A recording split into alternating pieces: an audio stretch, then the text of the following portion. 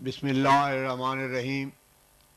ملفوظات حضرت مسیح موعود 29 دسمبر 1905۔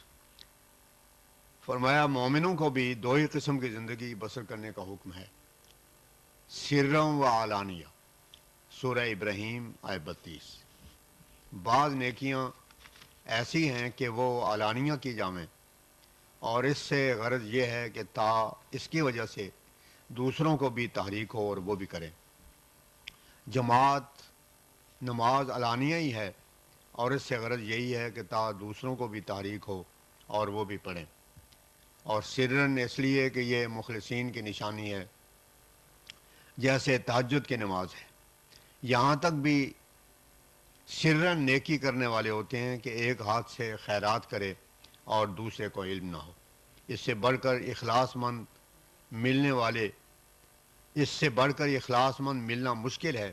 انسان میں یہ بھی ایک مرض ہے کہ وہ جو کچھ خرچ کرتا ہے وہ چاہتا ہے کہ لوگ بھی اسے سمجھیں، مگر میں خدا تعالیٰ کا شکر کرتا ہوں کہ میری جماعت میں ایسے لوگ بھی ہیں کہ جو بہت کچھ خرچ کرتے ہیں مگر اپنا نام تک ظاہر نہیں کرتے۔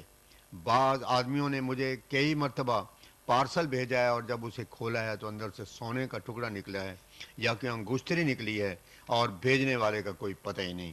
کسی انسان کے اندر اس مرتبہ اور مقام کا پیدا ہونا چھوٹی سی بات نہیں، اور نہ ہر شخص کو یہ مقام میسر آتا ہے۔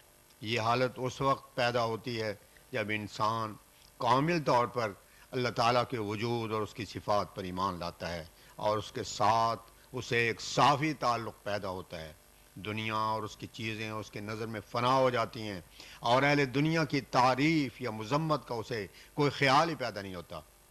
اس مقام پر جب انسان پہنچتا ہے تو وہ فنا کو زیادہ پسند کرتا ہے اور تنہائی اور تخلیہ کو عزیز رکھتا ہے۔ غرض بدیوں کے ترک پر اس قدر ناز نہ کرو جب تک نیکیوں کو پورے طور پر ادا نہ کرو گے، اور نیکیاں بھی ایسی نیکیاں جن میں ریا کی ملونی نہ ہو، اس وقت تک سلوک کی منزل طے نہیں ہوتی۔ یہ بات یاد رکھو کہ ریا حسنات کو ایسے جلا دیتی ہے جیسے آگ خس و خاشاک کو۔ میں تمہیں سچ سچ کہتا ہوں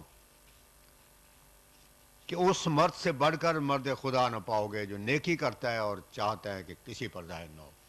ایک بزرگ کی حکایت لکھی ہے کہ اسے کچھ ضرورت تھی، اس نے واز کہا، اور دوران واز میں یہ بھی کہا کہ مجھے ایک دینی ضرورت پیش آ گئی ہے، مگر اس کے واسطے روپیہ نہیں ہے۔ ایک بندہ خدا نے یہ سن کر 10,000 روپیہ رکھ دیا۔ اس بزرگ نے اٹھ کر اس کی بڑی تعریف کی اور کہا کہ یہ شخص بڑا ثواب پائے گا۔ جب اس شخص نے ان باتوں کو سنا تو وہ اٹھ کر چلا گیا، اور تھوڑی دیر کے بعد واپس آیا اور کہا کہ یا حضرت، مجھے اس روپے کے دینے میں بڑی غلطی ہوئی، وہ میرا مال نہ تھا بلکہ میری ماں کا مال ہے، اس لیے وہ واپس دے دو۔ اس بزرگ نے تو اسے روپیہ دے دیا، مگر لوگوں نے بڑی اعلان تان کی اور کہا کہ یہ اس کی اپنی بدنیتی ہے۔ معلوم ہوتا ہے پہلے واز سن کر جوش میں آ گیا اور روپیہ دے دیا، اور اب اس روپے کی محبت نے مجبور کیا تو یہ عذر بنا لیا ہے۔ غرض وہ روپیہ لے کر چلا گیا، اور لوگ اسے برا بھلا کہتے رہے، اور وہ مجلس برخاست ہوئی۔ جب آدھی رات گزری تو وہی شخص روپیہ لیے ہوئے اس بزرگ کے گھر پہنچا اور آ کر انہیں آواز دی۔ وہ سوئے ہوئے تھے، انہیں جگایا اور وہی 10,000 روپیہ رکھ دیا اور کہا، حضرت میں نے یہ روپیہ اس وقت اس لیے نہیں دیا تھا کہ آپ میری تعریف کریں، میری نیت تو اور تھی، اب میں آپ کو قسم دیتا ہوں کہ مرنے تک اس کا ذکر نہ کریں۔ یہ سن کر وہ بزرگ رو پڑے۔ اس نے پوچھا کہ آپ روئے کیوں؟ تو انہوں نے جواب دیا کہ مجھے رونا اس لیے آیا ہے کہ تو نے ایسا اخفا کیا ہے کہ جب تک یہ لوگ رہیں گے تجھے لعن طعن کریں گے۔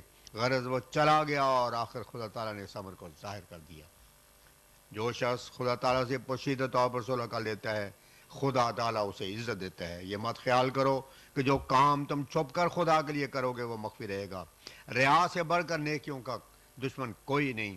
ریاکار کے دل میں کبھی ٹھنڈ نہیں پڑتی ہے جب تک کہ پورا حصہ نہ لے لے، مگر ریا ہر مال کو جلا دیتی ہے اور کچھ بھی باقی نہیں رہتا۔ خوش قسمت ہے وہ انسان جو ریا سے بچے اور جو کام کرے وہ خدا تعالیٰ کے لیے کرے۔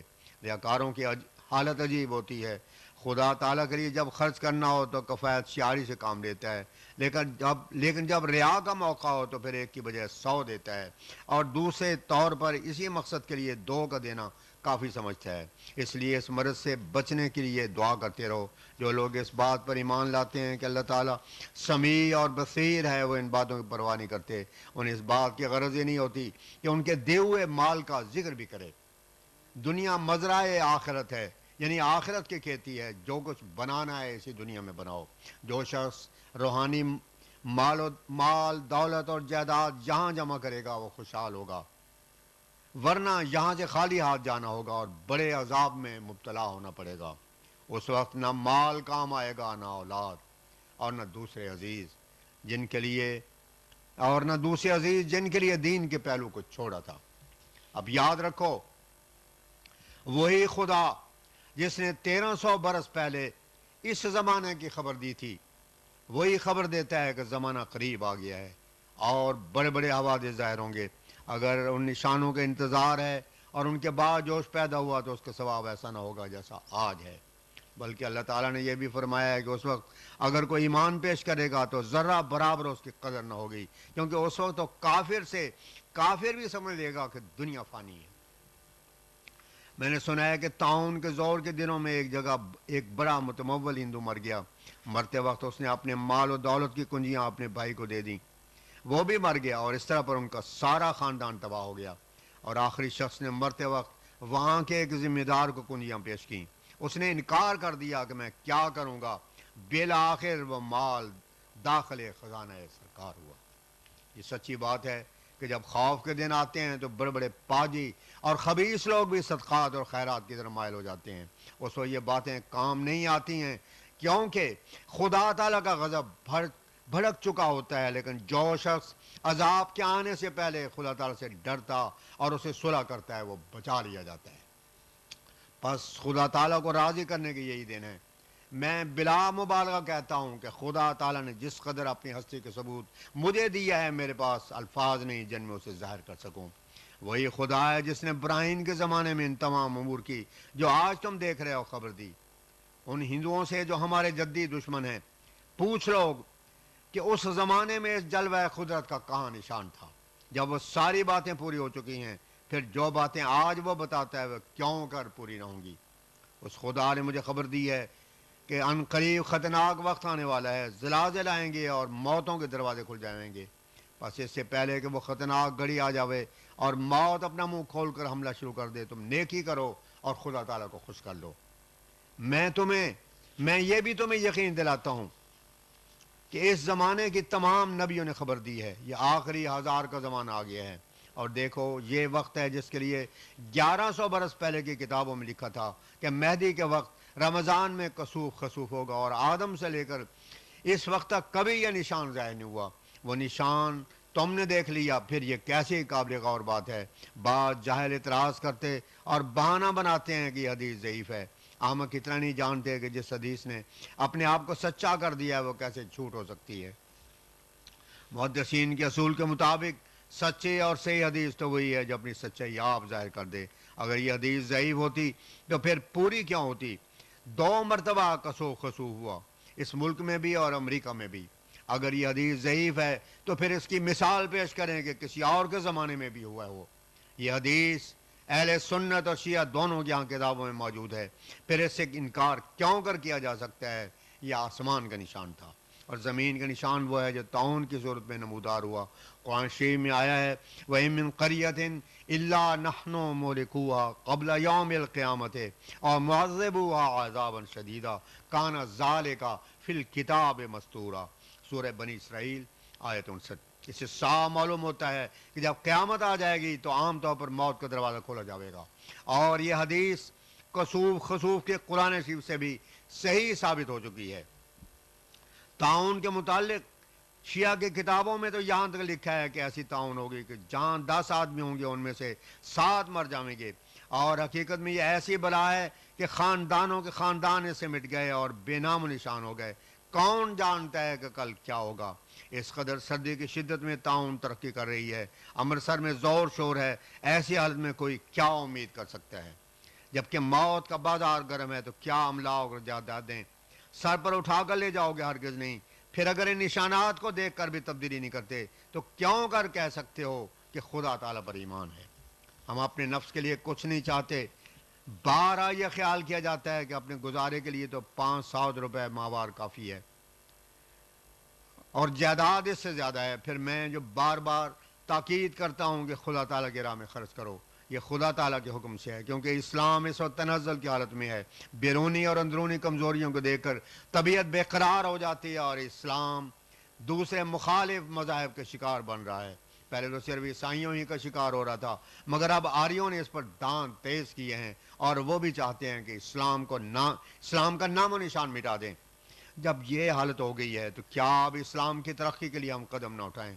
خدا تعالیٰ نے اسی غرض کے لیے تو اس سلسلے کو قائم کیا ہے، بس اس کی ترقی کے لیے سعی کرنا یہ اللہ تعالیٰ کے حکم اور منشا کی تعمیل ہے۔ اس لیے اس راہ میں جو کچھ بھی خرچ کرو گے وہ سمیع و بصیر ہے۔ یہ وعدے بھی اللہ تعالیٰ کی طرف سے ہیں کہ جو شخص خدا تعالیٰ کے لیے دے گا میں اس کو چند گنا برکت دوں گا، دنیا ہی میں اسے بہت کچھ ملے گا اور مرنے کے بعد آخرت کی جزا بھی دیکھ لے گا کہ کس قدر آرام میسر آتا ہے۔ غرض اس وقت میں اس امر کی طرف تم سب کو توجہ دلاتا ہوں کہ اسلام کی ترقی کے لیے اپنے مالوں کو خرچ کرو، اسی مطلب کے لیے یہ گفتگو ہے۔ اس وقت جیسا کہ میں شائع کر چکا ہوں اللہ تعالیٰ نے مجھے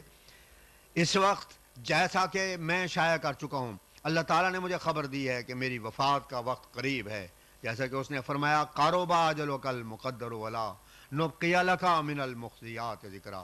اس وحی سے معلوم ہوتا ہے کہ اللہ تعالیٰ کوئی ایسا ذکر باقی نہ رہنے دے گا جو کسی قسم کی نکتہ چینی اور خزی کا باعث ہو۔ دشمن بدن دیش اور مریض قلب والوں کے لیے بہت سی باتیں ہوتی ہیں، اور انبیاء اور رسل کی تو قسمت ہی میں اعتراض ہوتے ہیں۔